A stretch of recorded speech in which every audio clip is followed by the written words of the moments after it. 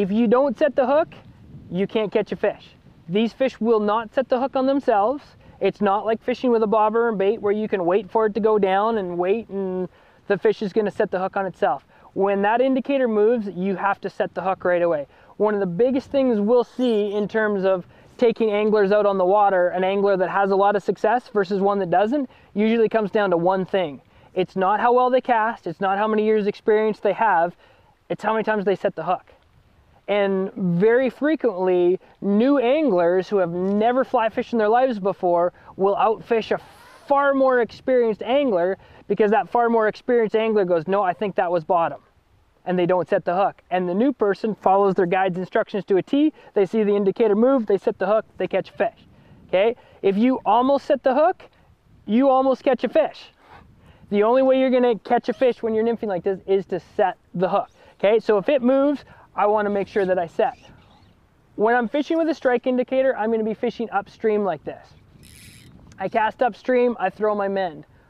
When I watch that indicator move, I want to make sure that the slightest movement from that indicator, I'm going to set, and I need to set downstream. Okay, here's a really important part, and this happens a lot, and I see a lot of people get confused with this. On a river like the Bow, it's a fairly wide river, it's a fairly big river, but it's very shallow. Okay, most of the water we're fishing is under 4 feet deep. A lot of it is under 2 feet deep, which is why we fish hopper dropper setups instead of just an indicator rig most of the time. But if I am fishing deeper water, most of our fish hold on the bottom. There's lots of places where you'll find fish that are suspended in the water column. We don't find that nearly as much here on this river. Because of that, when our fish are holding on the bottom, the reason they're going to hold on the bottom is that it's got the most friction. You've got the friction from the bottom of that water bouncing over all those rocks. As it hits those rocks, it slows the water down, makes it easier for the fish to sit there. Again, all you need is a boulder the size of your fist. A fish can tuck their nose in behind that and use that as a current break, and now they're not fighting that current and they're sitting down on the bottom. I hear time and time again, someone sees the indicator move and they go, oh, it pulled it under. If a fish is sitting on the bottom, okay, there's the bottom. This is my fish, this is bottom. If that fish is sitting on the bottom and it opens and closes its mouth on the fly, how does it go down? How does it pull the indicator down? It can't burrow down through the bottom like Sonic the Hedgehog. And it's already on the bottom. It does not pull the indicator down. The fish opens its mouth, it closes its mouth. The indicator will continue to drift downstream. Once that indicator goes tight, the current pushes the indicator under. The fish did not pull it under. If you see your indicator take off, the fish probably stung itself and spooked, and as it took off, it set the hook on itself. That's maybe 1 in 1,000. If you're nymphing, you should hope for a much higher hooking percentage than 1 in 1,000. So, if that indicator moves, we need to set. What direction are we gonna set? Let's look at this. So as we see that line drop, I know that my flies are upstream of my indicator. They are not directly below it. If that indicator moves, I need to set the hook downstream. Now, if I start casting, and I've fished through this a few times, and I see that I'm hitting bottom consistently, or I'm getting down too quickly, I need to lighten my setup and put a lighter setup on. If I'm never touching bottom and I never see that indicator move, then I'm gonna probably need to either lengthen my indicator or put a heavier fly on. When I'm mending though, this is really important. My flies are upstream of my indicator. So if I set the hook this way and I set upstream, I actually move the rod towards the flies. I put slack into the leader instead of taking it out. Let's look at it again. My flies are upstream. If I set straight up, all I do is really pivot around it. What I need to do, so when that indicator goes down or it twitches or it does anything, I need to set downstream. If I set downstream and I see that that indicator is moving and floating freely again, well, I can let it keep drifting. I don't have to recast anytime I see that indicator move. I don't need to pick up and throw another cast. If that indicator is drifting and I set straight downstream and that fly comes loose, it obviously wasn't a fish or I missed that fish, so I can let it keep drifting again. My flies are already down, they're already in the strike zone. Why pick them up, recasting and throw it in there again? Okay, so when you're fishing from the shore, it's beneficial to have as long a drift as possible. That's the beauty of fishing out of a boat, is you get big, long, extended drifts. The longer drift I can get, the better. So as I cast upstream, I'm gonna follow it through with the rod. See, I'm moving the same speed so that I'm always ahead of the indicator so that I can strike. Once that indicator gets below me in the drift here, I need to make sure that I continue to rotate my body, and I rotate the rod and I stay ahead of the indicator. So if that indicator goes down, I set downstream. When I set downstream, I get tension immediately. If I set upstream, I pivot around the point that the flies are. If these are my flies and I set upstream, I pivot above the flies, but I haven't actually moved the flies yet. And so I need to make sure that I get tension. So when that indicator moves, it twitches, it does anything, I need to make sure I set downstream. If as I start to set, I feel tension, I'm gonna go right into a full hook set at that point.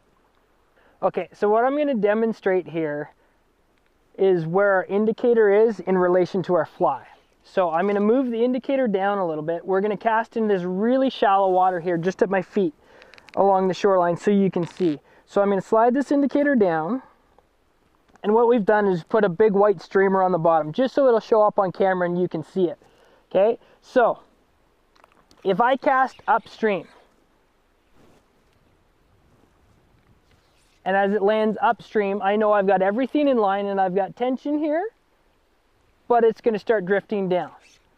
So we can understand where the flies are in relation to the indicator. We're going to throw this big white streamer into really shallow water. See, that indicator stops as soon as that streamer sunk to the bottom. If I pull downstream, I have tension immediately. As soon as I pull downstream, I have tension. Watch what happens when I set up. That fly hardly even moved. So I can move and I can lift this rod up and down, and I've got 7 feet of travel of that rod, and I'm not impacting the fly much at all. That is certainly, so that's the amount of force I would normally set the hook with, and it's barely moving the fly. That would certainly not be enough force to set the hook with. It takes very little effort, me pulling straight downstream, and I immediately have tension. When I pull downstream, there's tension right away. What happens when I pull upstream? I just had 10 feet of travel of that rod, and I didn't even move the fly. So often, this is what we see. The fly stops. As soon as that indicator stops, people set upstream. I've traveled 10 feet with the rod tip, and I hardly even move that fly off bottom.